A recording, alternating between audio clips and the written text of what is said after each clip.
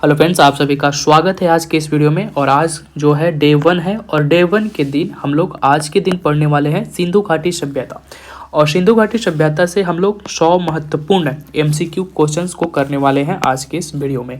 देखिए, ये जो हमारा सीरीज है ये 100 दिन का सीरीज है जिसमें हम लोग 100 अलग अलग टॉपिक्स को पढ़ेंगे। ठीक है, हर दिन एक नए टॉपिक्स को पढ़ेंगे और इसी तरह से हम लोग 100 दिनों में जो है 100 टॉपिक्स को कंप्लीट करेंगे। ये 100 टॉपिक जो है history, geography, polity, science and economics, ये सभी चीज़ों को मिला करके रहने वाले हैं। ठीक है, तो ये जो आप पूरा सीरीज़ देखेंगे, ये पूरा सीरीज आपको डेली एक वीडियो जिसका मिल जाएगा। ठीक है, और आज का जो सीरीज़ है, इस सीरीज़ का ये फर्स्ट डे है और जिसमें हम लोग सिंधु घाटी सभ्यता को पढ़ रहे हैं। ठीक है, तो चलिए इस क्लास को शुरू करते हैं। और इसी तरह से हर दिन आपको एक क्लास मिलेगा और एक टॉपिक के साथ उसको हम लोग करेंगे। ठीक है, चलिए, तो आज डे 1 है। डे 2 के दिन हम लोग नए टॉपिक्स और नए क्लास के साथ शुरू करेंगे जिसमें हम लोग 100 क्वेश्चंस देखेंगे। आज हमें क्या देखना है कि सिंधु घाटी सभ्यता से रिलेटेड 100 महत्वपूर्ण क्वेश्चन को देखना है, 100 महत्वपूर्ण प्रश्नों को देखना है। प्रश्न जो होंगे सब तरह के प्रश्न होंगे, आसान से लेकर के मुश्किल से मुश्किल प्रश्न यहाँ पर शामिल किया जाएगा जो कि सिंधु घाटी सभ्यता से जुड़े हुए होंगे। ठीक है, चलिए देखिए, यहाँ पर पहला प्रश्न आपके सामने है कि सिंधु घाटी सभ्यता का काल सर्वमान्य रूप से क्या माना जाता है। तो सिंधु घाटी सभ्यता का जो काल माना जाता है वह 2500 ईसा पूर्व से लेकर के 1750 ईसा पूर्व माना जाता है। तो ऑप्शन ए हमारा सही हो जाएगा। और ये जो है कार्बन 14 पद्धति के माध्यम से इसका एज निकाला जाता है। ठीक है, ये कार्यकाल निर्धारित किया गया है कार्बन 14 पद्धति के आधार पर। ठीक है, तो यहाँ पर आंसर हमारा ए हो जाएगा, 2500 ईसा पूर्व से लेकर के 1750 ईसा पूर्व। तो आप इस आंसर को याद रखिएगा। ठीक है, ये हमारा आंसर हो जाएगा। चलिए आगे बढ़ते हैं। दूसरा प्रश्न आपके सामने है कि हड़प्पा सभ्यता की खोज किस वर्ष हुई थी। तो हड़प्पा सभ्यता की जो खोज की गई थी वह 1921 में की गई थी। ठीक है, 1921 में हड़प्पा सभ्यता की खोज की गई थी। ऑप्शन नंबर डी हमारा सही हो जाएगा। और इसका खोज जो है दयाराम साहनी के द्वारा किया गया था। ठीक है, दयाराम साहनी ने इस सभ्यता की खोज की थी। ठीक है, तो यहाँ पर आप याद रखेगा 1921 में दयाराम साहनी ने जो है हड़प्पा सभ्यता की खोज की थी। चलिए नेक्स्ट आगे बढ़ेंगे। यहाँ पर तीसरा प्रश्न है कि सिंधु घाटी सभ्यता के लोगों का मुख्य व्यवसाय क्या था। आखिर उनका मुख्य व्यवसाय क्या था। देखिए, सिंधु घाटी के लोग ऐसे व्यापारी थे लेकिन उनका मुख्य व्यवसाय जीवन यापन के लिए वो कृषि कार्य पर निर्भर करते थे।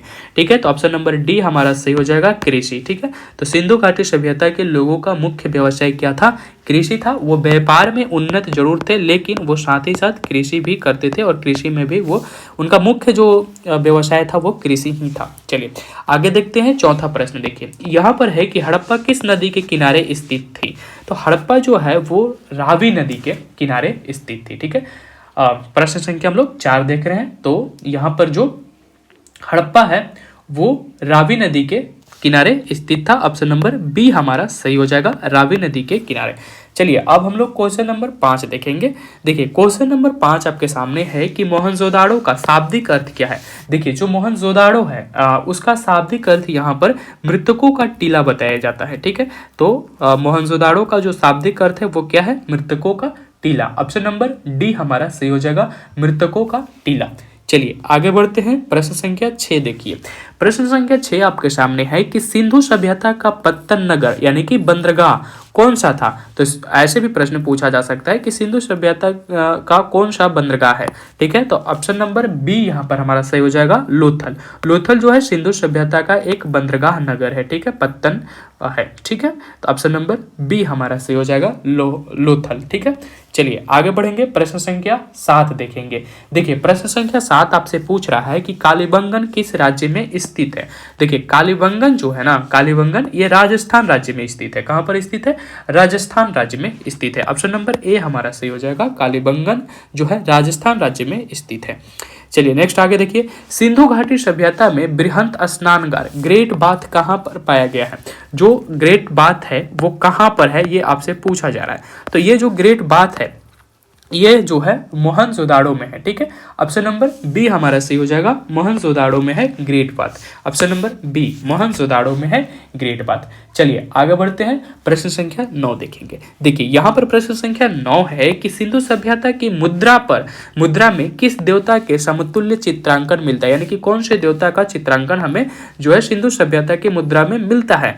तो वहां पर हमें अर्धशिव के मिलते हैं चित्रांकन। अर्धशिव का मतलब होता है पशुपतिनाथ का। ठीक है, पशुपतिनाथ का जो है मुद्रा में हमें सिंधु घाटी सभ्यता की जो मुद्रा थी उसमें पशुपतिनाथ की हमें फोटो मिलती है, चित्रांकन मिलती है। तो वही यहाँ पर हो जाएगा ऑप्शन नंबर ए हमारा अर्धशिव का। ठीक है, चलिए आगे बढ़ते हैं। 10वां प्रश्न यहाँ पर देखिए है कि मोहनजोदाड़ो कहाँ स्थित है।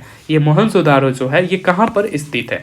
तो मोहनजोदाड़ो जो है यह लरकाना सिंध पाकिस्तान में स्थित है। लरकाना सिंध पाकिस्तान के सिंध प्रांत में स्थित है। ठीक है, तो लरकाना पाकिस्तान के सिंध प्रांत में स्थित है मोहनजोदाड़ो। 10वां प्रश्न ये था कि मोहनजोदाड़ो कहाँ पर स्थित है।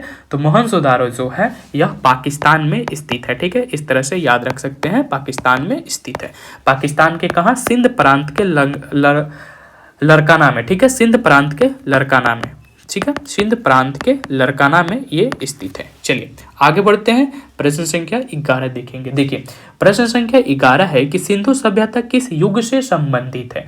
तो सिंधु सभ्यता जो है वह अर्ध ऐतिहासिक युग से संबंधित है। किससे संबंधित है, अर्ध ऐतिहासिक युग से संबंधित है। ऑप्शन नंबर डी हमारा सही हो जाएगा, सिंधु सभ्यता अर्ध ऐतिहासिक युग से संबंधित है। देखिए यहाँ पर सिंधु सभ्यता से हमें लिपि प्राप्त हुए हैं पर हम उनको पढ़ नहीं पाए हैं। ठीक है, लिपि तो हमें मिला है पर हम उन्हें पढ़ नहीं पाए हैं, उन्हें समझ नहीं पाए हैं। तो इसीलिए इस काल को अर्ध ऐतिहासिक काल कहा जाता है। ठीक है, चलिए आगे बढ़ते हैं, प्रश्न संख्या 12 देखेंगे। हड़प्पा सभ्यता के निवासी थे। देखिए हड़प्पा सभ्यता के जो निवासी थे वह शहरी निवासी थे। तो ऑप्शन नंबर बी हमारा सही हो जाएगा, हड़प्पा सभ्यता के निवासी कैसे थे, वो शहरी निवासी थे। वो ग्रामीण नहीं थे, वो खाना बदोश भी नहीं थे, वो जनजाति भी नहीं थे, वो शहरी निवासी थे। ठीक है, चलिए आगे बढ़ते हैं, प्रश्न संख्या 13 देखेंगे। यहाँ पर है कि हड़प्पा सभ्यता के घर किससे बनाए जाते थे, यानी कि हड़प्पा सभ्यता के जो घर थे उनका निर्माण किससे हुआ करता था। तो उनका निर्माण ईंटों से हुआ करता था। ठीक है, ईंटों से हुआ करता था। आपको याद होगा कि जब रेल लाइन बिछाई जा रही थी तो ईंट मिलने की वजह से ही जो है हड़प्पा सभ्यता की खोज हुई थी। तो आपको ये ध्यान में रखना होगा कि हड़प्पा सभ्यता की जो घर बनी थी वो ईंटों से बनी थी। वो बांस के नहीं बनी थी, वो पत्थर से नहीं बने थे, वो लकड़ी से नहीं बने थे, बल्कि उनका ज्यादातर निर्माण जो हुआ था वह ईंटों से ही हुआ था। ठीक है, चलिए आगे बढ़ते हैं, प्रश्न संख्या हम लोग 14 देखेंगे। देखिए प्रश्न संख्या 14 आपके सामने है कि भारत में खोजा गया सबसे पहला पुराना शहर कौन सा था। तो भारत में खोजा गया सबसे पहला और पुराना शहर जो है वह हड़प्पा है और इसी के नाम पर जो है हड़प्पा सभ्यता रखा गया। उस पूरी सभ्यता का नाम जो है हड़प्पा सभ्यता इसी के नाम पर रखा गया था, इसी शहर के नाम पर। और सबसे पहले सबसे पुराना शहर हड़प्पा ही था जिसकी खोज भारत में की गई थी। ठीक है, चलिए आगे बढ़ते हैं, प्रश्न संख्या 15 देखिए। यहाँ पर है कि मांडा किस नदी के किनारे स्थित है। जो मांडा है, मांडा ये किस नदी के किनारे स्थित है। तो मांडा जो है ये चेनाब नदी के किनारे स्थित है। ऑप्शन नंबर ए हमारा सही हो जाएगा, चेनाब नदी के किनारे जो है मांडा स्थित है।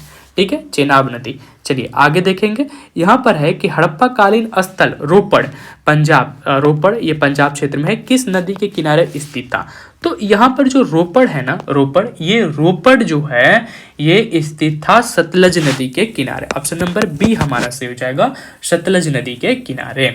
चलिए आगे बढ़ेंगे, प्रश्न संख्या हम लोग 17 देखेंगे। ठीक है, प्रश्न संख्या 17 आपके सामने है कि सिंधु घाटी सभ्यता के लोग विश्वास करते थे। सिंधु घाटी सभ्यता के लोग किस में विश्वास करते थे। तो सिंधु घाटी के सभ्यता के लोग आत्मा और ब्रह्मा में विश्वास नहीं करते थे, वो कर्मकांड में भी विश्वास नहीं करते थे, वह यज्ञ प्रणाली में भी विश्वास नहीं करते थे, वो विश्वास करते थे मातृशक्ति में। तो ऑप्शन नंबर डी हमारा सही हो जाएगा, सिंधु घाटी सभ्यता के लोग जो है वो मातृशक्ति में विश्वास रखते थे।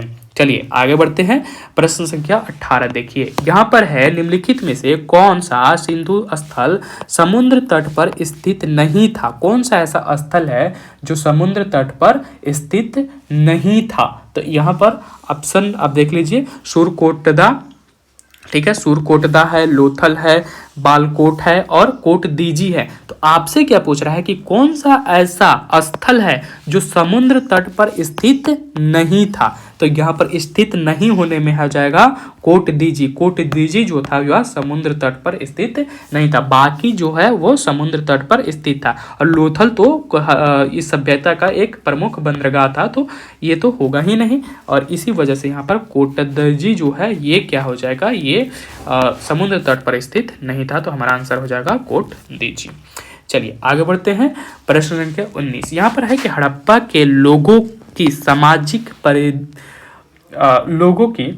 लोगों की सामाजिक पद्धति कैसी थी। पद्धति यहाँ पर लिखा हुआ है, सामाजिक पद्धति कैसी थी। ठीक है, तो अब यहाँ पर जो लोगों की सामाजिक पद्धति जो थी वह कैसी थी, यहाँ पर देखिए दास श्रमिक आधारित थी, नहीं दास श्रमिक आधारित नहीं थी, वर्ण आधारित भी नहीं थी, जाति आधारित भी नहीं थी, तो बच जाता है उचित समतावादी। ठीक है, तो हड़प्पा सभ्यता के लोगों की जो सामाजिक पद्धति थी वह उचित समतावादी पद्धति था। ठीक है, चलिए आगे बढ़ते हैं। यहाँ पर है कि ऑप्शन क्वेश्चन नंबर 20 की नखलिस्तान सिंधु सभ्यता के किस स्थल को कहा जाता है। तो नखलिस्तान जो है वो सिंधु सभ्यता के किस स्थल को कहा जाता है, तो वो है मोहनजोदाड़ो। मोहनजोदाड़ो को है नखलिस्तान कहा जाता है। ठीक है, और मोहनजोदाड़ो का मृतकों का टीला भी कहा जाता है, इस बात को भी याद रखिएगा। ठीक है, चलिए आगे बढ़ते हैं।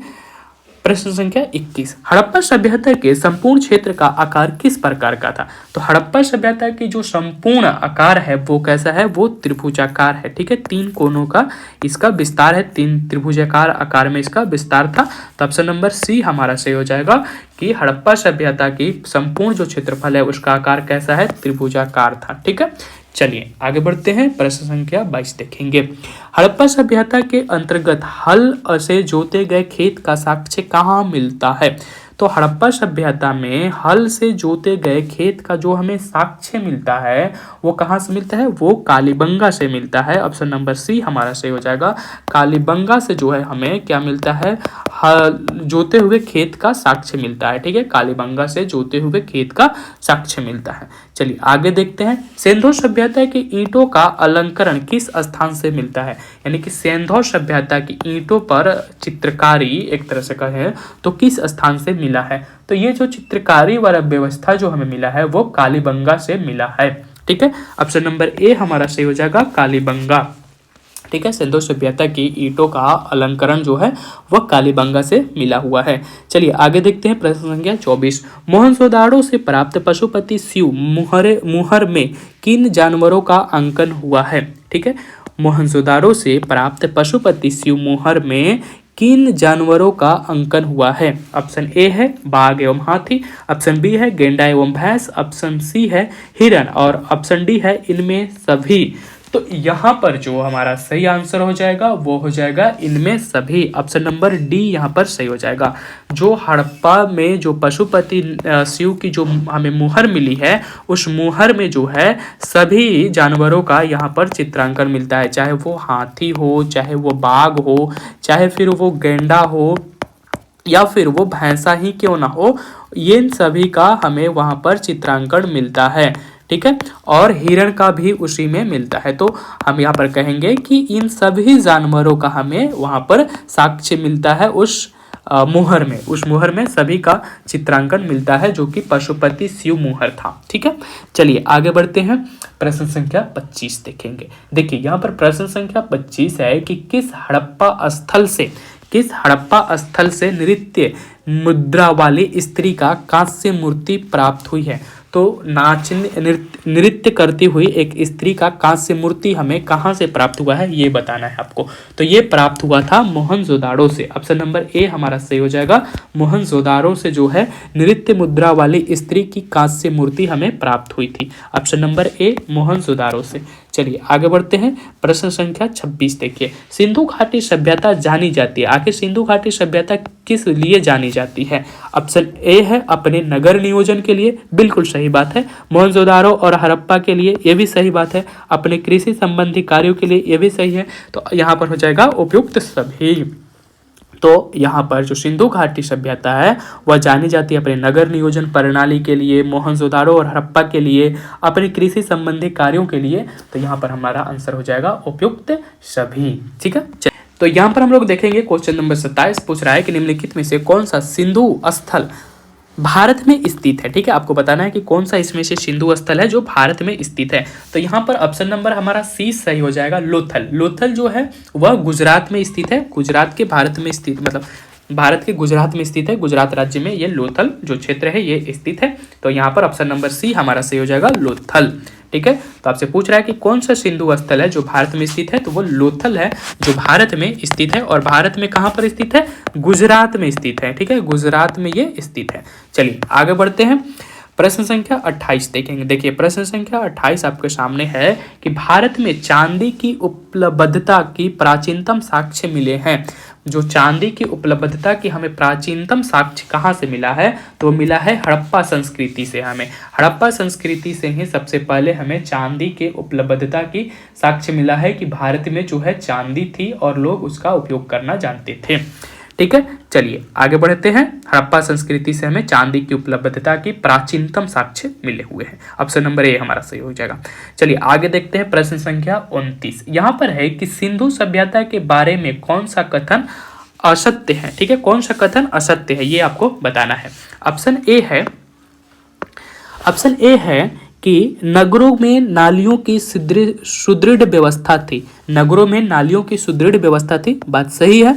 व्यापार और वाणिज्य उन्नत दशा में था, यह भी सही है। मातृदेवी की उपासना की जाती थी, यह भी सही है। लोग लोहे से परिचित थे, यहाँ पर ये नहीं है। ठीक है, तो आपसे पूछ रहा है कि सिंधु सभ्यता के बारे में कौन सा कथन असत्य है। सॉरी, यहाँ पर असत्य पूछा जा रहा है। तो कौन सा कथन असत्य है, ये असत्य है। सिंधु घाटी सभ्यता के लोग जो थे वो लोहे से परिचित नहीं थे। तो यहाँ पर ऑप्शन नंबर डी जो है वो सही हो जाएगा। ठीक है, क्योंकि यहाँ पर प्रश्न में पूछा जा रहा है कि कौन असत्य है। चलिए आगे बढ़ते हैं, प्रश्न संख्या 30 देखिए। प्रश्न संख्या 30 आपसे पूछ रहा है कि मांडा जम्मू कश्मीर सिंधु सभ्यता का कौन सा सीमा स्थल था। यानी कि जो मांडा है जो जम्मू कश्मीर में है वो सिंधु सभ्यता का कौन सा सीमा स्थल है, तो ये उत्तरी भाग में है। ठीक है, उत्तरी भाग, ऑप्शन नंबर ए हमारा सही हो जाएगा, उत्तरी भाग। चलिए आगे बढ़ते हैं, प्रश्न संख्या 31 देखिए। प्रश्न संख्या 31 है कि हड़प्पा कालीन स्थल रंगपुर, जहां हड़प्पा के समकालीन सभ्यता थी, कहाँ स्थित है। जो रंगपुर है वो कहाँ पर स्थित है, तो जिसमें हड़प्पा जैसी संस्कृति थी वहां पर, हड़प्पा के जिस समय हड़प्पा था उसी समय रंगपुर में भी संस्कृति थी। तो वो जो जगह है वो सौराष्ट्र में है। सौराष्ट्र कहाँ पर है, गुजरात में। ऑप्शन नंबर सी हमारा सही हो जाएगा, सौराष्ट्र गुजरात में। ठीक है, चलिए तो यहाँ पर आप जो प्रश्न देख रहे हैं कि हड़प्पा कालीन स्थल रंगपुर, जहाँ हड़प्पा के समकालीन सभ्यता थी वह कहाँ पर स्थित है, तो सौराष्ट्र गुजरात में स्थित है। ऑप्शन नंबर सी हमारा सही हो जाएगा। चलिए आगे बढ़ते हैं, प्रश्न संख्या 32 देखिए। प्रश्न संख्या 32 है कि हड़प्पा एवं मोहनजोदाड़ो की पुरातात्विक खुदाई के प्रभारी कौन थे। ठीक है, तो इसके खुदाई का प्रभारी आपको बताना है कि हड़प्पा और मोहनजोदाड़ो के पुरातात्विक साक्ष्य की खुदाई के प्रभारी कौन थे। तो इनके जो प्रभारी थे वो थे sir John Marshall. Sir John Marshall, option number B हमारा सही हो जाएगा। सर जॉन मार्शल जो थे वो हड़प्पा और मोहनजोदाड़ो की पुरातात्विक साक्ष्य की खुदाई के ये प्रभारी थे, sir John Marshall. Option number B यहाँ पर सही हो जाएगा। चलिए आगे देखते हैं, प्रश्न संख्या 33। चलिए प्रश्न संख्या 33 देखिए। यहाँ पर है कि निम्नलिखित में से किस पशु की आकृति जो मुहर पर मिली है जिससे ज्ञात होता है कि सिंधु घाटी एवं मेसोपोटामिया की सभ्यताओं के मध्य व्यापारिक संबंध थे। वह कौन सी जानवर का आकृति था जो कि ये प्रमाण मिला है जो ये दर्शाता है कि मेसोपोटामिया और सिंधु घाटी सभ्यता के बीच जो है क्या था, व्यापार हो रहा था। ठीक है, तो ये जो मुहर है उस पर कौन से जानवर का अंकन था, तो वो था बैल का उस पर निशान था उस मुहर पर, और जो कि ये प्रमाणित करता है कि सिंधु सभ्यता और मेसोपोटामिया की सभ्यता के बीच व्यापारिक संबंध थे। ठीक है, ऑप्शन नंबर सी हमारा सही हो जाएगा, बैल। ठीक है, चलिए प्रश्न संख्या हम लोग 34 देख रहे हैं। प्रश्न संख्या 34 आपके सामने है कि सिंधु घाटी के लोग माप और तौल से परिचित थे। यह खोज कहाँ पर हुई थी, तो सिंधु घाटी सभ्यता के लोग जो है वह माप और तौल से परिचित थे। और इसका खोज कहाँ पर हुई थी? तो इसका खोज जो है लोथल में हुआ था। ठीक है, लोथल में हुआ था। ऑप्शन नंबर डी हमारा सही हो जाएगा, लोथल। हाथी दांत का वहां पर हमें पैमाना मिला था। ठीक है, हाथी दांत का क्या मिला था? हमें पैमाना मिला था। तो यहीं पर सबसे पहले खोजा गया था कि सिंधु घाटी सभ्यता के जो लोग थे वो क्या थे, वो जानकारी था उनको माप तौल के बारे में। ठीक है, चलिए आगे बढ़ते हैं। हड़प्पा कालीन समाज किन वर्गों में विभक्त था? ठीक है, आपको बताना है कि हड़प्पा कालीन जो समाज था वह किन वर्गों में विभक्त था। ऑप्शन ए है शिकारी, पुजारी, किसान और क्षत्रिय। ऑप्शन बी है विद्वान, योद्धा, व्यापारी और श्रमिक। ऑप्शन सी है ब्राह्मण, क्षत्रिय, वैश्य और शूद्र। ऑप्शन डी है राजा, पुरोहित, सैनिक और शूद्र। तो यहाँ पर जो हड़प्पा कालीन समाज था वो विभक्त था विद्वान, योद्धा, व्यापारी और श्रमिक के रूप में। ऑप्शन नंबर बी हमारा सही हो जाएगा, विद्वान, योद्धा, व्यापारी और श्रमिक के रूप में जो है सिंधु सभ्यता की जो समाज थी वो बटी हुई थी। ठीक है, ऑप्शन नंबर बी यहाँ पर सही हो जाएगा। चलिए आगे देखते हैं। हड़प्पा वासी किस वस्तु के उत्पादन में सर्वप्रथम थे? वो कौन सी वस्तु थे जिसका उत्पादन में वे सबसे आगे थे?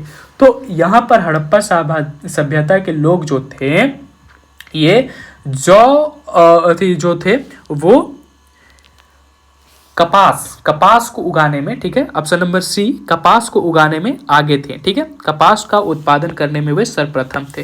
तो आपसे यही पूछा जा रहा है कि हड़प्पा सभ्यता के लोग जो थे वह किस वस्तु के उत्पादन में सर्वप्रथम थे?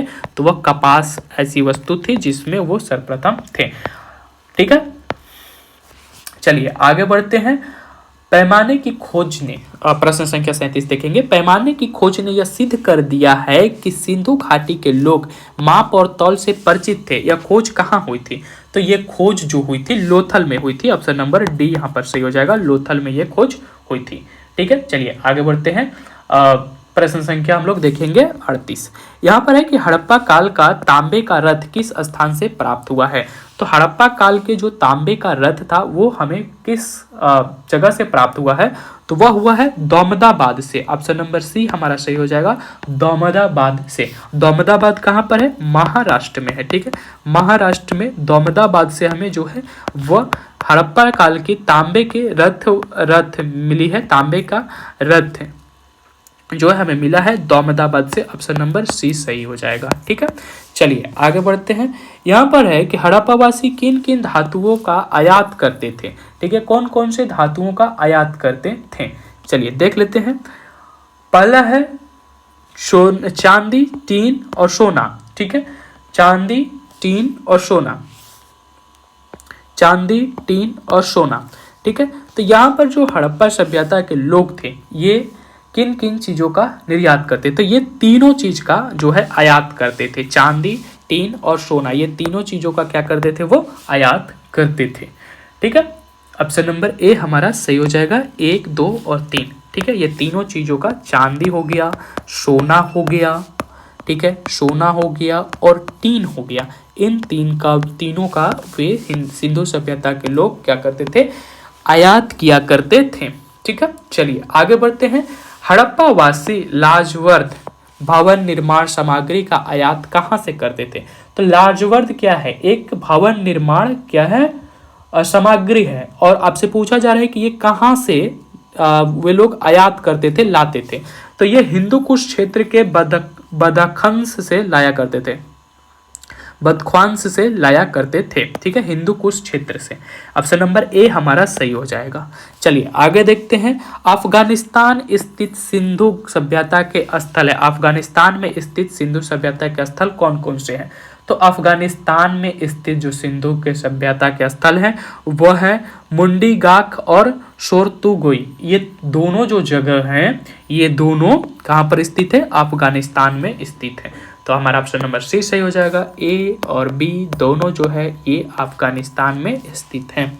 चलिए आगे देखते हैं। कौन से नगर सिंधु सभ्यता के बंदरगाह नगर थे? कौन से नगर सिंधु सभ्यता के बंदरगाह नगर थे? तो यहाँ पर है लोथल एवं सुतका कंडोर। ऑप्शन बी है अलाहदीनो एवं बालकोट। ऑप्शन सी है कुंतासी और इनमें से सभी। तो तो यहाँ पर जो सही आंसर हो जाएगा वो हो जाएगा इनमें से सभी। ये सभी जो आप शहर देख रहे हैं, चाहे वो लोथल हुआ, चाहे वो सुतका गंडोर हुआ, चाहे अलाउद्दीनो हुआ, या बालाकोट हुआ, या फिर कुंतासी हुआ, ये सभी जो थे सिंधु सभ्यता के बंदरगाह नगर थे। ठीक है, तो यहाँ पर आंसर हो जाएगा इनमें सभी। चलिए आगे बढ़ते हैं। प्रश्न संख्या हम लोग 43 देखेंगे।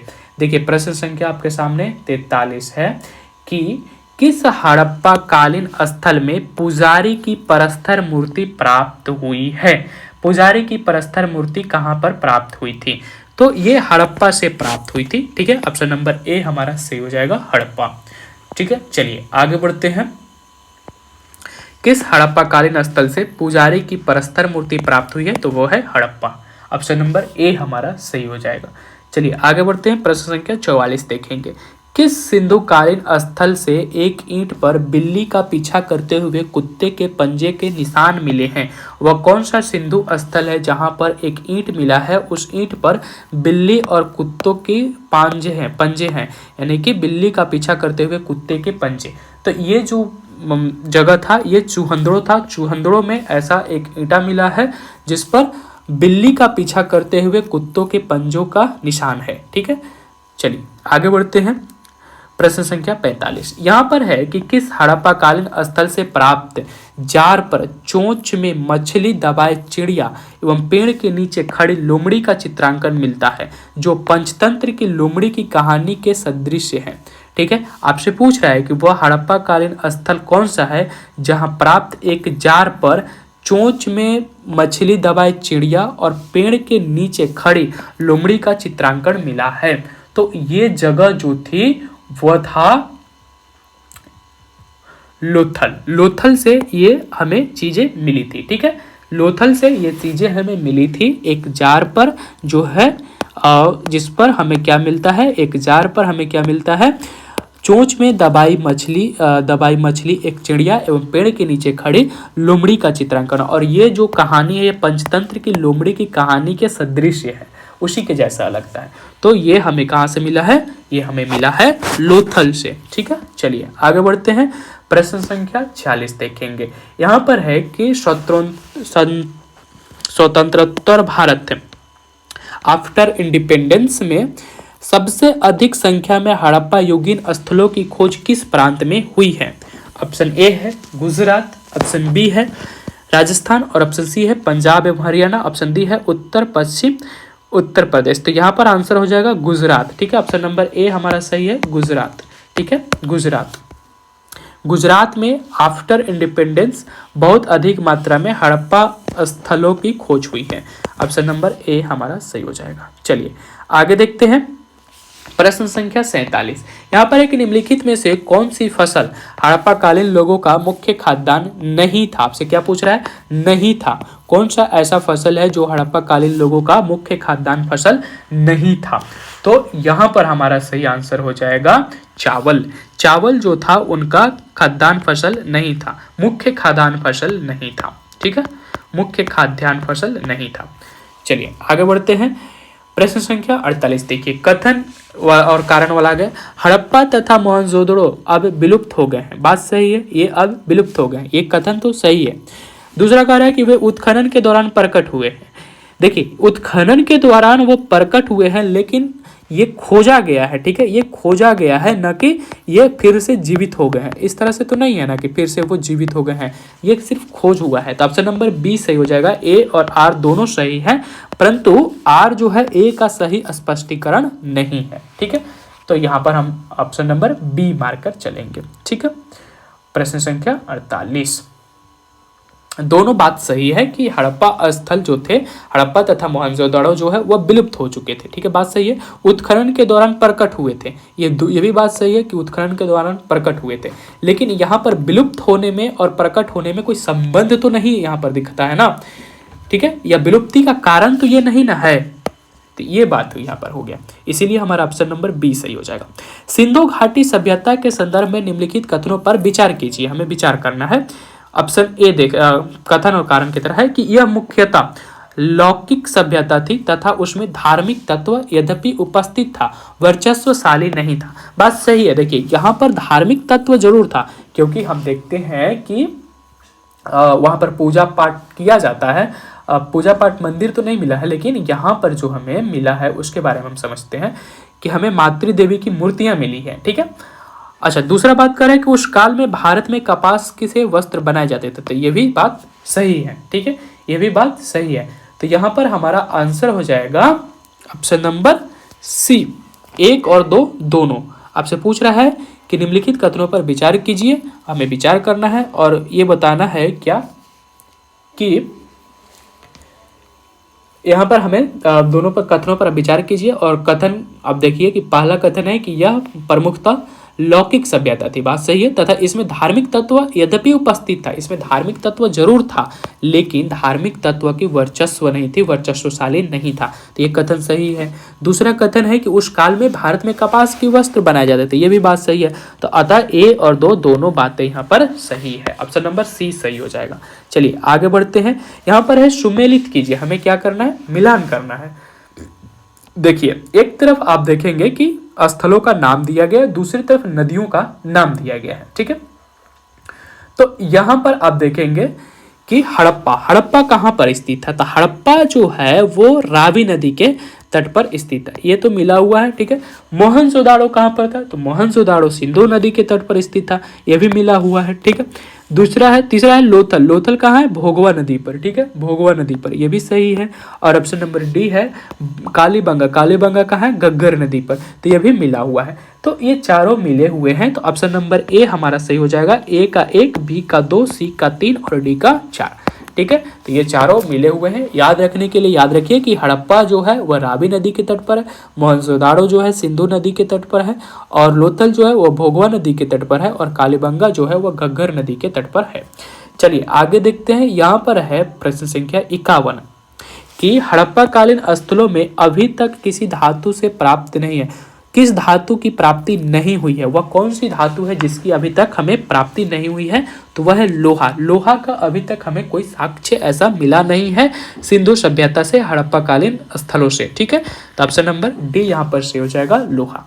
किस पशु के अवशेष सिंधु घाटी सभ्यता से प्राप्त नहीं हुए हैं, तो यहाँ पर जो शेर है, ठीक है, प्रश्न संख्या 52 हम देख रहे हैं कि कौन से ऐसे हैं जो अवशेष नहीं प्राप्त हुए हैं, तो शेर का अवशेष हमें नहीं प्राप्त हुआ है। हालांकि हमें घोड़े के अवशेष जो है सुरकोतदा से मिल चुके हैं। ठीक है, घोड़े के जो स्थल है अस्थि है वो कहाँ से मिले हैं, सुरकोतदा से। ठीक है, कोटदा से हमें घोड़ों के अस्थियां मिले हुए हैं। गाय मोहरों पर नहीं है पर अवशेष मिले हैं। शेर का कोई हमें साक्ष्य नहीं मिला हुआ है। गाय जो है मोहर पर नहीं है, लेकिन हमें इसका साक्ष्य मिला हुआ है। बाकी हाथी तो था ही। चलिए आगे बढ़ते हैं। चुहंदरों के उत्खनन का निर्देशन किसने दिया था, किसने किया था, निर्देशन किसने किया था, तो चुहंदरों का जो उत्खनन का निर्देशन जो किया गया था वो J.H. मैक के द्वारा किया गया था। J.H. Mac, option number A हमारा सही हो जाएगा। J.H. मैक के द्वारा किया गया था चुहंदरों के उत्खनन का निर्देशन। चलिए आगे बढ़ते हैं। प्रश्न संख्या 54 देखेंगे। यहाँ पर है कि निम्नलिखित हड़प्पाई स्थलों में से कौन सा एक मानक निर्माण का विशिष्ट केंद्र माना जाता है, मनका निर्माण, यहाँ पर है मनका निर्माण का विशिष्ट केंद्र माना जाता है। तो मनका निर्माण का जो विशिष्ट केंद्र माना जाता था वह किसे माना जाता था, वो माना जाता था लोथल को। लोथल और चुहंदड़ो ऐसे दो जगह थे, लोथल और चुहंदड़ो, प्लस में यहाँ पर हम लिख लेंगे चुहंदड़ो, चुहंदड़ो। ठीक है, ये जो ऐसे दो जगह थे लोथल और चुहंदड़ो जहां पर मनका निर्माण के लिए विशिष्ट केंद्र बने हुए थे। तो ऑप्शन नंबर ए हमारा सही हो जाएगा। प्रश्न संख्या हम लोग 55 देखेंगे। देखिए प्रश्न संख्या 55 है कि हड़प्पा सभ्यता में कच्ची ईंटों का प्रयोग मुख्यतः किस लिए किया जाता था, कच्ची ईंटों का प्रयोग किस लिए किया जाता था, तो यहाँ पर है कि कच्ची ईंटों का जो प्रयोग है वह रक्षा प्राचीर बनाने में किया जाता था। नलिया बनाने में नहीं किया जाता था, वहां पर पक्की ईंटें किया जाता था। चबूतरे बनाने में भी नहीं किया जाता था और सड़कें बनाने में भी नहीं किया जाता था। इनका रक्षा निर्माण बाउंड्री करने में, दीवार बनाने में किया जाता था। तो ऑप्शन नंबर यहाँ पर बी सही हो जाएगा कि रक्षा परिचार बनाने और घर बनाने में जो है किया जाता था। पक्की ईंटें नलियों में लगते थे, पक्की ईंटें जो है वो नलियों में लगते थे। तो यहाँ पर सही आंसर हो जाएगा ऑप्शन नंबर बी, रक्षा प्राचीर बनाने में जो है कच्ची ईंटों का प्रयोग सिंधु घाटी सभ्यता में किया जाता था। चलिए आगे बढ़ते हैं। यहाँ पर है कि धौलावीरा किस राज्य में स्थित है। देखिए धौलावीरा जो है ना वो गुजरात राज्य में स्थित है। ऑप्शन नंबर ए हमारा सही हो जाएगा, गुजरात राज्य में जो है धौलावीरा स्थित है। ठीक है, गुजरात राज्य में स्थित है। आगे बढ़ते हैं, प्रश्न संख्या 57 देखेंगे। देखिए प्रश्न संख्या 57 है कि कौन सा हड़प्पाई नगर 3 भागों में दुर्ग, मध्यम नगर और निचला नगर में विभक्त था। तो यहाँ पर हड़प्पा का वह कौन सा नगर है जो 3 भागों में बटा था, तो वो था धौलावीरा। धौलावीरा वो शहर था जो 3 भागों में बटा हुआ था। उसका एक भाग दुर्ग था, दूसरा भाग मध्यम नगर था और तीसरा जो भाग था वो निचला शहर था। ठीक है, तो ये इस तरह से 3 भागों में ये धौलावीरा जो है विभक्त था, बटा हुआ था। ठीक है, चलिए अब 58 देखेंगे प्रश्न संख्या। यहाँ पर है कि सिंधु घाटी सभ्यता की लिपि कौन सी थी। तो सिंधु घाटी सभ्यता की जो लिपि थी वो ना तो ब्राह्मी थी, ना तो तमिल थी, ना खरोष्टी थी। उसकी लिपि जो थी वो भाव चित्रात्मक थी। अभी तक इसे पढ़ा नहीं जा सका है। ठीक है, इसको अभी तक रीड नहीं किया जा सका है और सिंधु घाटी सभ्यता की लिपि भाव चित्रात्मक थी। चलिए आगे बढ़ते हैं, प्रश्न संख्या हम लोग देखेंगे। नेक्स्ट यहाँ पर है कि सिंधु सभ्यता की महान स्नानागार की फर्श ढालदार थी और जल रिसाव रोकने के लिए किसका उपयोग किया जाता था। जो विशाल स्नानागार बना था उसको बनाने के लिए, उसके जल रिसाव को रोकने के लिए किस धातु का उपयोग किया, किस वस्तु का मतलब कौन सी चीज का उपयोग किया गया था। तो उसमें ना चूना का उपयोग किया गया था, ना जिप्सम का उपयोग किया गया था, ना गारा का, उसमें बिटुमिनस का उपयोग किया गया था, जिसको हम लोग एक तरह से तार जैसा होता है, काला काला ब्लैक कलर का होता है बिटुमिनस, उसी का ये प्रयोग करके इसको जो है सील किया गया था कि ताकि इससे पानी रिस कर बाहर ना निकले। ठीक है, चलिए आगे बढ़ते हैं, प्रश्न संख्या 60 देखेंगे। मृण मोतियों यानी कि टेराकोटा, मृण मोतियों को क्या कहा जाता है, टेराकोटा। टेराकोटा पर किस पशु का चित्रांकन नहीं मिलता है। ठीक है, पूछ रहा है नहीं मिलता है, किसका नहीं मिलता है। तो यहाँ पर गाय जो है, गाय का हमें चित्रांकन नहीं मिलता है। ठीक है, गाय का चित्रांकन हमें नहीं मिलता है टेराकोटा में। गाय का जो महत्व है वह बढ़ जाता है वैदिक काल में जब आर्य आते हैं। ठीक है, चलिए आगे बढ़ते हैं, प्रश्न संख्या हम लोग 60 देखेंगे। 60 देख चुके हैं, अब 61 देखेंगे। हाथी दांत का पैमाना हड़प्पाई संदर्भ में कहाँ मिला है। तो ये हमें लोथल से मिला था। अभी हम लोगों ने इसके संदर्भ में थोड़ी सी बात हम लोगों ने किया था। ये हमें कहाँ से मिला था, लोथल से मिला था। चलिए आगे देखते हैं, हड़प्पा कालीन स्थलों में से किसमें युगल सावधान का साक्ष्य मिला है। युगल सावधान का जो हमें साक्ष्य मिला है वो कहाँ से मिला है, तो वो भी हमें कहाँ से मिला है, लोथल से मिला हुआ है। ऑप्शन नंबर सी सही हो जाएगा, लोथल से हमें युगल सावधान का साक्ष्य मिला है, यानी कि जोड़े 100 का हमें क्या मिला है, साक्ष्य मिला है। एक साथ 2 लोगों का दफनाने का हमें साक्ष्य कहाँ से मिला है, लोथल से मिला हुआ है। चलिए नेक्स्ट आगे देखेंगे, कपास का उत्पादन सर्वप्रथम सिंधु क्षेत्र में हुआ जिसे ग्रीक या यूनान के लोग किस नाम से पुकारते थे। तो कपास का उत्पादन सिंधु क्षेत्र में हुआ था और आपसे पूछ रहा है कि जो ग्रीक और यूनान के लोग थे उसे किस नाम से पुकारते थे। तो उसको पुकारते थे वे सिंडेन के नाम से, सिंडेन के नाम से, क्योंकि यह सिंधु घाटी क्षेत्र में हुआ था इसीलिए इसको सिंडेन कहते थे, सिंडेन। ऑप्शन नंबर ए हमारा सही हो जाएगा, सिंडेन। ठीक है, कपास को ये सिंडेन कहते थे। चलिए आगे बढ़ते हैं, हड़प्पा के काल का तांबे का रथ किस स्थान से प्राप्त हुआ था। तो ये दौमदाबाद से प्राप्त हुआ था। नेक्स्ट हमारा प्रश्न है कि तांबे का रथ किस स्थान से प्राप्त हुआ था, ये दौमदाबाद से प्राप्त हुआ था। चलिए आगे बढ़ते हैं, मोहनजोदड़ो से प्राप्त बड़ी इमारत कौन सी मानी जाती है। तो मोहनजोदड़ो से प्राप्त सबसे बड़ी इमारत जो है वह अनागार था, विशाल अनागार, अन्न रखने वाली जगह थी, विशाल अनागार, ग्रेनरी। ठीक है, तो ये मोहनजोदड़ो की सबसे बड़ी इमारत थी। चलिए आगे बढ़ते हैं। सिंधु सभ्यता के लोग किसकी पूजा नहीं करते थे? नहीं करते थे आपसे पूछ रहा है। तो प्राकृतिक की पूजा तो वो करते थे, मातृदेवी की भी वो पूजा करते थे, पशुपतिनाथ की वो पूजा करते थे, लेकिन विष्णु की पूजा वो नहीं करते थे। ठीक है, तो यहाँ पर ऑप्शन नंबर डी हमारा सही हो जाएगा कि वो विष्णु की पूजा नहीं करते थे, क्योंकि आपसे पूछ रहा है कि सिंधु सभ्यता के लोग किसकी पूजा नहीं करते थे, तो वो विष्णु की पूजा नहीं करते थे। अधिकतर जो भगवान की पूजा स्टार्ट होती है, जिनका नाम हम अब भी जानते हैं, वो वैदिक काल में स्टार्ट होता है। हड़प्पा काल में प्राकृतिक पूजा थी, पशुपतिनाथ की पूजा थी और मातृदेवी की पूजा थी, उपज की देवी की पूजा थी। ठीक है, वहां पर ज्यादातर प्राकृतिक पूजा थी। ठीक है, आगे बढ़ते हैं। हड़प्पा सभ्यता का सबसे पूर्वी स्थल कौन सा है? तो हड़प्पा सभ्यता का सबसे पूर्वी स्थल जो है वह आलमगीरपुर है। Alamgirpur, option number B Alamgirpur. यह कहाँ पर है? मेरठ उत्तर प्रदेश में। ठीक है, मेरठ उत्तर प्रदेश में यह सबसे पूर्वी स्थल माना जाता है, आलमगीरपुर, मेरठ उत्तर प्रदेश में। आगे बढ़ते हैं। हड़प्पा संस्कृति के संदर्भ में प्रश्न संख्या आंसर देखेंगे। हड़प्पा संस्कृति के संदर्भ में शैलाकृत स्थापत्य, रॉक कट आर्किटेक्चर के प्रमाण कहाँ मिले हैं? तो ये हमें जो है धौलावीरा से मिले हुए हैं। ठीक है, तो शैलकृत स्थापत्य की हमें जो प्रमाण मिले हैं, रॉक कट आर्किटेक्चर के जो प्रमाण मिले हैं, ये कहाँ से मिले हैं? ये धौलावीरा से हमें मिले हुए हैं। चलिए आगे देखते हैं। यहाँ पर हमारा प्रश्न है कि एक उन्नत जल प्रबंधन व्यवस्था का साक्ष्य कहाँ से प्राप्त हुआ है? तो उन्नत जल प्रबंधन का जो हमें साक्ष्य मिला है, यह भी हमें धौलावीरा से मिला हुआ है। धौलावीरा में जल प्रबंधन का हमें महत्वपूर्ण साक्ष्य देखने को मिलता है। जल प्रबंधन का वहां पर एक आधुनिक साक्ष्य हमें देखने को मिलता है, तो ऑप्शन नंबर डी सही हो जाएगा। चलिए आगे बढ़ते हैं। प्रश्न संख्या 70 देखेंगे। यहाँ पर है कि हड़प्पा सभ्यता के किस स्थल से मनके बनाने के कारखाने मिले हैं?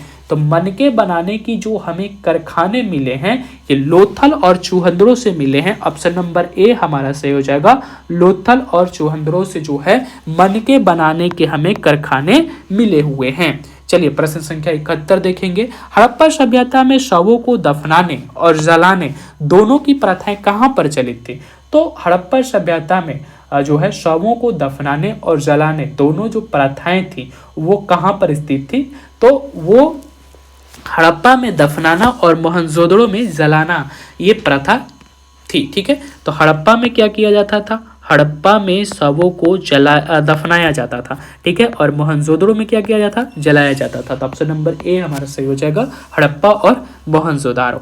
ठीक है, चलिए आगे बढ़ते हैं। प्रश्न संख्या 72 यहाँ पर है कि राखीगढ़ी भारत में स्थित सिंधु घाटी सभ्यता का सबसे बड़ा स्थल है, यह किस राज्य में है? राखीगढ़ी भारत में स्थित सबसे बड़ा स्थल है और आपसे पूछ रहा है कि यह किस राज्य में स्थित है? तो यह हरियाणा राज्य में स्थित है। राखीगढ़ी कहाँ पर है? हरियाणा में स्थित है। चलिए आगे बढ़ते हैं। प्रश्न संख्या 73 यहाँ पर है कि सिंधु घाटी सभ्यता के किस स्थल से चावल की भूसी के साक्ष्य मिले हैं? तो चावल के भूसी के जो साक्ष्य हमें मिले हैं वो कहाँ से मिले हुए हैं? तो वो लोथल से मिले हुए हैं और रंगपुर से भी मिले हुए हैं। ये दोनों जगहों से हमें क्या मिले हैं? चावल के भूसी के साक्ष्य मिले हैं। तो ऑप्शन नंबर सी हमारा सही हो जाएगा कि चावल के भूसी के जो साक्ष्य मिले हैं वह लोथल और रंगपुर दोनों जगहों से मिले हुए हैं। चलिए आगे बढ़ते हैं। प्रश्न संख्या 74 देखेंगे। यहाँ पर है कि स्वास्तिक चिन्ह संभवतः किस सभ्यता की देन है? तो स्वास्तिक चिन्ह जो है संभवतः क्या? यह हड़प्पा सभ्यता की देन है। ऑप्शन नंबर ए हमारा सही हो जाएगा कि जो स्वास्तिक चिन्ह है ये हड़प्पा सभ्यता की देन है। ठीक है, इस तरह से बनता है, या फिर हम गलती बना रहे हैं सर, ऐसे इस तरह से मतलब बनता है, ये स्वास्तिक का चिन्ह है। तो ये हड़प्पा सभ्यता का हड़प्पा सभ्यता में जो है इसका विकास मिलता है कि स्वास्तिक के चिन्ह संभवतः किस सभ्यता की देन है? तो वो हड़प्पा सभ्यता की देन है। चलिए आगे बढ़ते हैं। यहाँ पर है कि सिंधु घाटी सभ्यता गैर आर्य थी, क्योंकि गैर आर्य क्यों थी ये आपको बताना है। तो सिंधु घाटी सभ्यता गैर आर्य थी, इसके पीछे का कारण बताना है। उनकी यहाँ पर देखेंगे वह नगरीय सभ्यता थी। जी बिल्कुल, सिंधु सभ्यता क्या थी? वह नगरीय सभ्यता थी।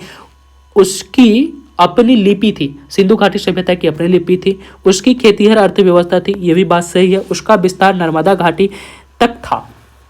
ठीक है, यहाँ पर जो आप देख रहे हैं कि आर्य जो थे उनका जो था ये सभी तो उनका मैच करता है। आर्यों का भी अपनी एक लिपि थी, उनके पास खेतीहर अर्थव्यवस्था थी, उनका विस्तार नर्मदा तट तक था, नर्मदा नदी घाटी तक था। लेकिन यहाँ पर आप जो देखेंगे कि जो आर्य थे, ठीक है, आर्यों का जो जीवन आर्य सभ्यता जो थी, आर्य सभ्यता जो थी, यह जो था ये ग्रामीण सभ्यता थी। ठीक है, ग्रामीण सभ्यता थी। लेकिन जो हड़प्पा सभ्यता है, जो ये सिंधु सभ्यता है, सिंधु घाटी जो सभ्यता है, सिंधु घाटी सभ्यता जो है यह नगरीय सभ्यता है। ठीक है, या शहरी सभ्यता है। ठीक है, तो यहाँ पर यही अंतर हो जाएगा, ऑप्शन नंबर ए। इसीलिए यह गैर आर्य थे। ठीक है, ये आर्य नहीं थे। चलिए आगे बढ़ते हैं। हड़प्पा संस्कृति के विनाश के लिए आर्य आक्रमण का सिद्धांत किसने प्रतिपादित किया? देखिए, सिद्धांत कई सारे चलते हैं कि हड़प्पा का अंत कैसे हुआ। ठीक है, इतने बढ़िया सभ्यता का अंत कैसे हुआ, तो उसमें से एक थ्योरी, एक नियम दिया जाता है कि आर्य आक्रमण किए हड़प्पा पर और उनका क्या हो गया, खात्मा हो गया, मतलब वो अंत हो गया उस वजह से। तो हड़प्पा संस्कृति के विनाश के लिए आर्य आक्रमण का जो सिद्धांत देते हैं वो देते हैं R.E.M. व्हीलर। ठीक है, R.E.M. व्हीलर, इन्होंने जो है ये सिद्धांत दिया था कि आर्यों ने इन पर आक्रमण किया और उन्हें खत्म कर दिया और इन्होंने इंद्र को दोषी माना था। ठीक है, तो ये एक सिद्धांत है। चलिए आगे बढ़ते हैं। प्रश्न संख्या 77। देखिए, प्रश्न संख्या 77 है, सूची को सुमेलित कीजिए। अब एक तरफ है हड़प्पा स्थल, दूसरी तरफ है खोजकर्ता। ठीक है, एक तरफ है हड़प्पा स्थल, दूसरी तरफ है खोजकर्ता, तो हमें मिलान करना है। ठीक है, हड़प्पा की खोज किसने किया? तो आप सभी को याद है हड़प्पा की खोज दयाराम साहनी ने किया था 1921 में। फिर मोहनजोदाड़ो की खोज किसने की? तो मोहनजोदाड़ो की जो खोज की गई थी वो राखल दास बनर्जी के द्वारा किया गया था। तो ए को हम बी के साथ मिला दिए, 2 को हम ए के साथ मिला दिए, अब बच गया लोथल। लोथल का खोज किसने किया? तो लोथल का जो खोज है वो किया गया था S.R. राव के द्वारा। ठीक है, लोथल का खोज S.R. राव के द्वारा और कालीबंगा की खोज B.B. लाल एवं B.K. थापर के द्वारा किया गया था। ठीक है, तो ये आपका अब मिलान हो गया। ठीक है, 3 का C, D का 4।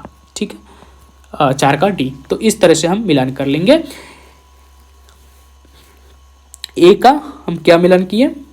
ए का 2, ए का 2, बी का 1, सी का 3, डी का 4। ऑप्शन नंबर ए हमारा सही हो जाएगा। ठीक है, अगर ऑप्शन से चलेंगे तो ऑप्शन नंबर ए आपका सही हो जाएगा। ठीक है, चलिए आगे बढ़ते हैं।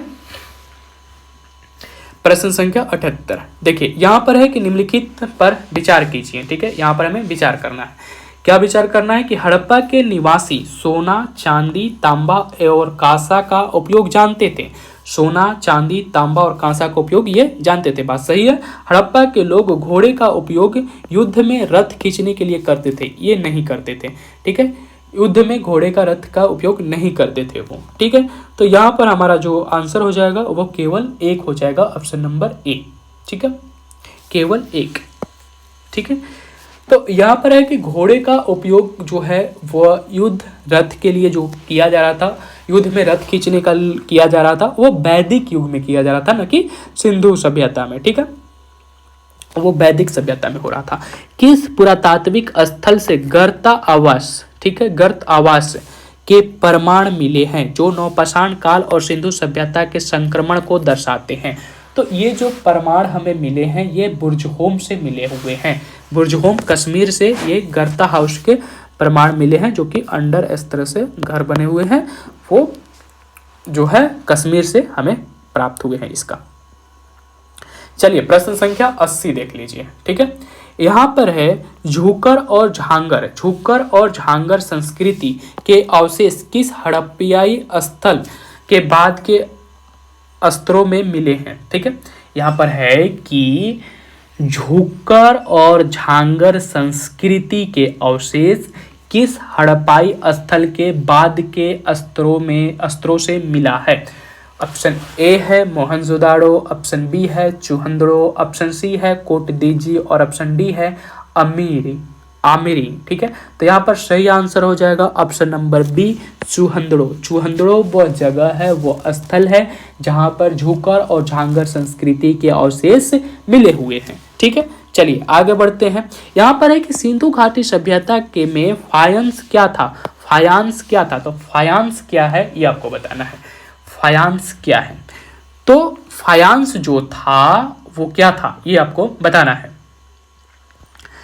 फायांस जो था घिसी हुई रेत या बालू तथा रंग और चिपचिपे पदार्थ के मिश्रण से बनाया गया पदार्थ था।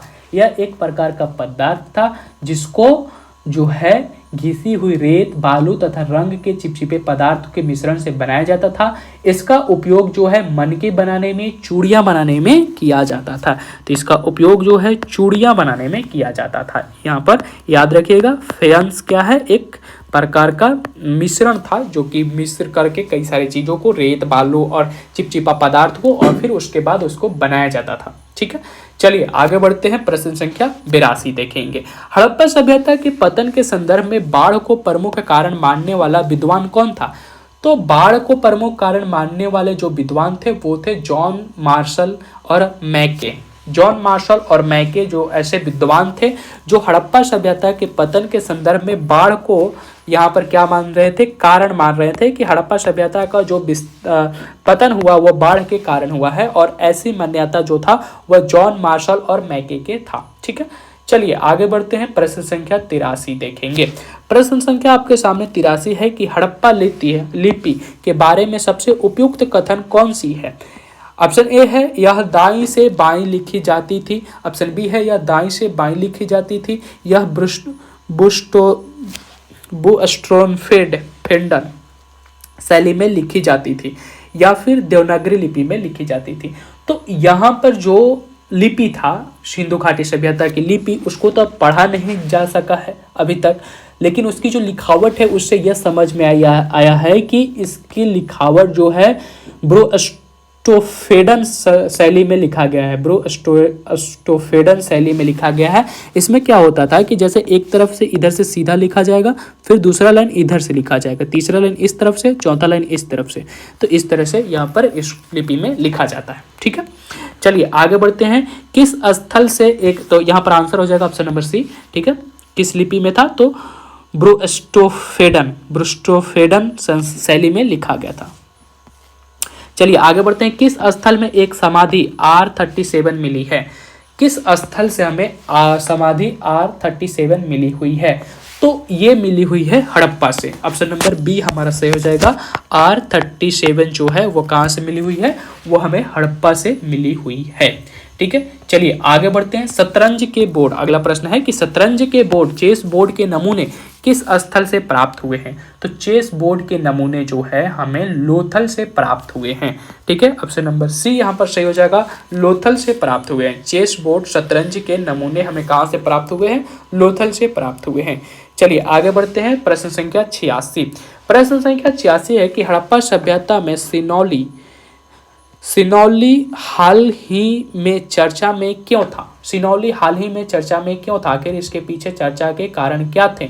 तो इसके चर्चा के कारण थे रथ, तलवार और हेलमेट जैसी युद्धक वस्तुओं की प्राप्ति के कारण जो है यहाँ पर जो सिनौली था वो चर्चा में था।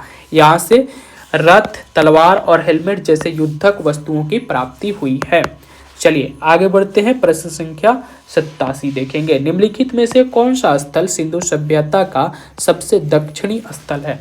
तो सिंधु सभ्यता का जो सबसे दक्षिणी स्थल है वह कौन सा है, तो वो है दौमदाबाद। ठीक है, सॉरी, वो कौन सा है, दौमदाबाद। ऑप्शन नंबर ए हमारा सही हो जाएगा, दौमदाबाद। दौमदाबाद जो है वो सबसे दक्षिणी किनारा है, सिंधु सभ्यता का दक्षिणी स्थल है, और ये कहाँ पर है, परवार नदी के किनारे महाराष्ट्र में है। ठीक है, महाराष्ट्र में है। चलिए आगे देखते हैं। प्रश्न संख्या 88 देखना है। यहाँ पर है कि सुरतघई हड़प्पा स्थल किस देश में स्थित है। सुरतघई हड़प्पा स्थल किस देश में स्थित है जिससे नहरों के प्रमाण मिले हैं। तो ये जो सुरतघई हड़प्पा स्थल है ये अफगानिस्तान में है। ठीक है, अफगानिस्तान में है। ऑप्शन नंबर सी हमारा सही हो जाएगा, अफगानिस्तान में है, जहां पर हमें नहरों के प्रमाण मिले हैं, सिंचाई के प्रमाण मिले हैं। तो सुरतगोई जो है हड़प्पा स्थल किस देश में स्थित है, तो ये अफगानिस्तान में है, और अफगानिस्तान में हमें नहरों के साक्ष्य मिले हुए हैं। चलिए आगे बढ़ते हैं, प्रश्न संख्या 89 देखना है। यहाँ पर है कि सिंधु घाटी सभ्यता के किस स्थल में मिट्टी का बना हल मिला है। सिंधु घाटी सभ्यता के किस स्थल से मिट्टी का बना हुआ हल हमें मिला हुआ है, तो वो मिला है बनमाली, हरियाणा से। ठीक है, बनमाली से मिला हुआ है, जो कि हरियाणा में है। ठीक है, हरियाणा में है बनमाली, और यहीं से हमें मिट्टी का बना हुआ हल प्राप्त हुआ है। ठीक है, चलिए आगे बढ़ते हैं। यहाँ पर है कि हड़प्पा के बाटों का अनुपात क्या था। तो हड़प्पा में जो बाट उपयोग किए जा रहे थे, उनका जो अनुपात था वह 16 के गुणज में था। वह दशमलव प्रणाली में नहीं था, ना ही वह 1-2 के प्रणाली में था, वह 16 के गुणज में था। ठीक है, चलिए तो यहाँ पर आंसर हो जाएगा ए, वह 16 के गुणज में था। 1, 2, 4, 8, 16, 32 इस तरह से। आगे बढ़ते हैं। यहाँ पर प्रश्न संख्या 91 है कि मेलुहा शब्द का प्रयोग मेसोपोटामिया के अभिलेखों में किसके लिए किया गया था। तो मेलुहा शब्द का जो प्रयोग है वह मेसोपोटामिया के अभिलेख में किया गया है, और इसका जो अर्थ हो जाएगा वह अर्थ था सिंधु क्षेत्र के लिए। सिंधु क्षेत्र के लिए जो है मेलुहा शब्द का प्रयोग मेसोपोटामिया की सभ्यता के अभिलेखों में किया गया है। चलिए आगे बढ़ते हैं। यहाँ पर प्रश्न संख्या 92 है कि किसने हड़प्पा और मोहनजोदाड़ो को एक विस्तृत साम्राज्य की जुड़वा राजधानी कहा। एक विस्तृत साम्राज्य की जुड़वा राजधानी कहा था हड़प्पा और मोहनजोदड़ो को। यह कौन थे, कौन वह विद्वान थे जो इन दोनों को विस्तृत साम्राज्य की जुड़वा राजधानी कहा था। तो ये थे स्टुअर्ट पिगट जो थे, इन्होंने हड़प्पा और मोहनजोदाड़ो को एक विस्तृत साम्राज्य की जुड़वा राजधानी कहा था। चलिए आगे बढ़ते हैं। सिंधु सभ्यता में अग्निकुंड के साक्ष्य किन स्थलों से मिले हुए हैं। तो सिंधु सभ्यता में अग्निकुंड के जो साक्ष्य में मिले हैं वह लोथल और कालीबंगा दोनों जगहों से मिला हुआ है। लोथल और कालीबंगा दोनों जगहों से मिला हुआ है। तो ऑप्शन नंबर सी सही हो जाएगा। लोथल और कालीबंगा दोनों से हमें जो है क्या मिले हुए हैं, अग्निकुंड के साक्ष्य मिले हुए हैं। चलिए आगे बढ़ते हैं। प्रश्न संख्या 94 देखेंगे। हड़प्पा काल में तांबे की प्राप्ति खेतड़ी से की जाती है। खेतड़ी किस राज्य में है। तो खेतड़ी किस राज्य में है ये आपसे पूछा जा रहा है। तो खेतड़ी जो है वह राजस्थान राज्य में है, और यहाँ से क्या प्राप्त किया जाता है, तांबे की प्राप्ति होती है। तांबे की प्राप्ति होती है खेतड़ी से, और ये कहाँ पर है, राजस्थान राज्य में है। चलिए आगे बढ़ेंगे। प्रश्न संख्या 95 देखेंगे। देखिए यहाँ पर कथन है, फिर यहाँ पर कारण है।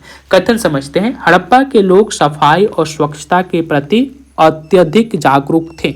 ठीक है, तो ये आपसे पूछ रहा है कि हड़प्पा के लोग सफाई और स्वच्छता के प्रति अत्यधिक जागरूक थे। बात सही है, वो जागरूक थे। दूसरा है कि उनके कारण नगरों में ढकी हुई नालियां और हर घर में स्नानगार था। ये भी सही है, दोनों सही है। तो कथन और कारण दोनों सही है। ठीक है, वे लोग साफ सफाई को मानते थे और साफ सफाई रखना चाहते थे, इसीलिए वो नालियों को क्या करते थे, ढकते थे, और हर घर में स्नानगार था। ठीक है, चलिए आगे बढ़ते हैं। प्रश्न संख्या 96 देखेंगे कि किस हड़प्पाई स्थल से एक सींग वाला देवता की मोहरे सर्वाधिक मिली है। तो एक सींग वाला जो देवता की जो सर्वाधिक मोहरे हमें मिली है वह मोहनजोदाड़ो से मिली हुई है। ऑप्शन नंबर ए हमारा सही हो जाएगा, मोहनजोदाड़ो से मिली हुई है। सर्वाधिक मोहरे जो है मोहनजोदाड़ो से मिली है, और एक सींगी पशु का अंकन यहाँ पर सर्वाधिक था। ठीक है, एक सींग वाला जो है जानवर का हमें जो चित्रांकन सबसे ज्यादा मिलता है वो कहाँ से मिलता है, वो मिलता है मोहनजोदाड़ो से। चलिए आगे बढ़ते हैं। कुब्बड़ वाला सांड सिंधु घाटी सभ्यता की मोहरों पर व्यापक रूप से चित्रित है, यह क्या दर्शाता है। तो कुब्बड़ वाला जो सांड है वो क्या दर्शाता है, वो दर्शाता है धार्मिक महत्व को। संभवतः वो क्या धर्म दिखाता था, धार्मिक महत्व को पवित्र पशु के रूप में। ठीक है, तो ऑप्शन नंबर बी यहाँ पर सही हो जाएगा। चलिए आगे देखते हैं। किस विद्वान ने हड़प्पा सभ्यता के पतन के कारण नदी के मार्ग में परिवर्तन विशेषकर सिंधु नदी बताया था? कौन ऐसे विद्वान थे जिन्होंने ये कहा कि इसका जो पतन हुआ है, विनाश जो हुआ है, सिंधु नदी नदी के मार्ग में परिवर्तन के कारण हुआ है? तो ऐसा बताने वाले जो विद्वान थे उनका नाम क्या था? उनका नाम था H.T. लैम्ब्रिक, H.T. लैम्ब्रिक माथो, H.T. लैम्ब्रिक। ऑप्शन नंबर बी यहाँ पर सही हो जाएगा। H.T. लैम्ब्रिक ने ऐसा सिद्धांत दिया कि जो नदी के मार्ग में परिवर्तन की वजह से इनका क्या हो गया, पतन हो गया था। ठीक है, चलिए आगे देखते हैं। प्रश्न संख्या 99 देखेंगे। यहां पर है कि स्टेडियम के साक्ष्य कहां से मिले हुए हैं? सिंधु घाटी सभ्यता में स्टेडियम के साक्ष्य कहां से मिले हुए हैं? तो ये जो साक्ष्य हमें मिले हुए हैं ये धौलावीरा से मिले हुए हैं। ठीक है, धौलावीरा से हमें जो है स्टेडियम के साक्ष्य मिले हुए हैं। ऑप्शन नंबर बी यहाँ पर सही हो जाएगा। स्टेडियम के साक्ष्य में कहाँ से मिले हुए? धौलावीरा से। चलिए प्रश्न संख्या 100 देखेंगे। लास्ट प्रश्न है हमारा इस सीरीज का, आज के। तो हड़प्पा सभ्यता की उत्पत्ति के संदर्भ में विदेशी उत्पत्ति मेसोपोटामिया से प्रभाव के सिद्धांत का समर्थन किसने किया? यहाँ पर प्रश्न आपसे पूछ रहा है कि हड़प्पा सभ्यता का उत्पत्ति हुआ है, इसके पीछे जो है मेसोपोटामिया की सभ्यता का प्रभाव था, ये सिद्धांत कौन दिया था? तो ये जो सिद्धांत दिया गया था वो दिया गया था गार्डन चाइल्ड और क्रेमर के द्वारा। गार्डन चाइल्ड और क्रेमर के द्वारा जो है यह सिद्धांत दिया गया था। ऑप्शन नंबर बी हमारा सही हो जाएगा। तो आज हम लोगों ने देखा सिंधु घाटी के ऊपर, सिंधु सभ्यता के ऊपर टोटल 100 प्रश्नों को। ये हमारे टोटल 100 प्रश्न थे आज का। ठीक है, तो ये इसी तरह से ये सीरीज चलता रहेगा। आपको डेली एक टॉपिक कराया जाएगा और उसमें से आपके पास डेली 100 MCQ क्वेश्चन इसी तरह से कराया जाएगा। ठीक है, और ये सीरीज टोटल इसमें आप 100 टॉपिक को कंप्लीट करेंगे। ठीक है, टोटल 100 टॉपिक को कंप्लीट करेंगे जिसमें कई सारे सब्जेक्ट्स होंगे, वह हिस्ट्री हो, पॉलिटी हो, जियोग्राफी हो, साइंस हो, इकोनॉमिक्स हो। हम इन सारे सब्जेक्ट से जो है पूरे टॉपिक को कंप्लीट करेंगे। तो आज का जो हमारा वीडियो है हम यहीं पर इसको क्या करेंगे, समाप्त करेंगे। अगर अभी तक आप हमारे चैनल को सब्सक्राइब नहीं किए हैं तो सब्सक्राइब कर लीजिए, और आप अगर फॉलो करना चाहते हैं इस सीरीज को तो ज़रूर से ज़रूर फॉलो कर लीजिए। आज हमारा डे 1 था और इसी तरह से हम पूरे 100 दिनों तक लगातार आपको एक एक वीडियो देते रहेंगे, जिसमें एक हम क्या करेंगे, एक टॉपिक उठाएंगे और उसको कंप्लीट करेंगे। और ये पूरे टॉपिक जो होंगे हिस्ट्री से होगा, जियोग्राफी से होगा, पॉलिटी से होगा, इकोनॉमिक्स से होगा और साइंस से होगा। इन सभी से जो है हम टॉपिक्स को मिला करके पूरे 100 टॉपिक्स बनाए हुए हैं और वो 100 टॉपिक्स आपको मिलेंगे 100 दिनों के अंदर। ठीक है, हम इसमें और विस्तार करेंगे, ज़रूरत के अनुसार 100 से प्लस भी बन जाएंगे, लेकिन पहले हम 100 तक का टारगेट हिट करेंगे। अगर ज़रूरत पड़ेगी या कुछ ऐसे टॉपिक्स जो होंगे बीच में जिनको बढ़ाना होगा हम उनको इसी में जोड़ देंगे। ठीक है, तो इस सीरीज में आपको 100 टॉपिक मिलेंगे 100 दिनों तक लगातार। आज है डे 1 और डे 1 में हम लोगों ने कंप्लीट किया सिंधु घाटी सभ्यता के 100 महत्वपूर्ण क्वेश्चनों के साथ। तो मिलते हैं नेक्स्ट यानी कि डे 2 में, जिसमें हम लोग नए टॉपिक्स को पढ़ेंगे। अभी हम लोग हिस्ट्री पढ़ रहे हैं तो हिस्ट्री से ही नया टॉपिक आएगा।